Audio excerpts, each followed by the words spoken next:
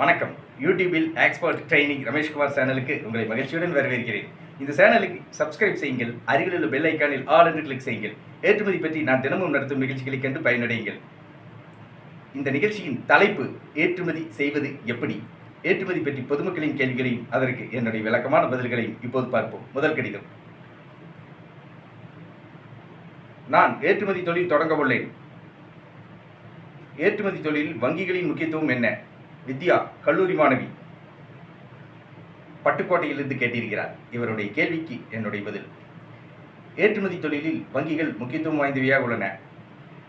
நீங்கள் ஏற்றுமதி தொழில் தொடங்க வங்கிகளில் கரண்ட் அக்கவுண்ட், நடப்பு கணக்கு தொடங்க வேண்டும்.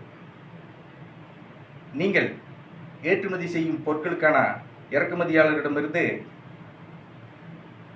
அட்வான்ஸ் பேமெண்ட் 50% அல்லது 60% பணம் பெற வங்கிகள் மூலமாக தான் பணம் பெற வேண்டும்.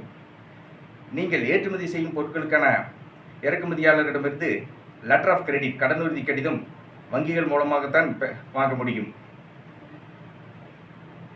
ஏற்றுமதி தொழிலில் ஏற்றுமதியாளர்களுக்கான உங்களுக்கு வங்கிகள் எப்போதும் உறுதுணையாக இருக்கும். இப்படி பல வகைகளில் வங்கிகள் ஏற்றுமதி தொழிலில் வங்கிகள் முக்கியத்துவம் வாய்ந்தவையாக உள்ளன.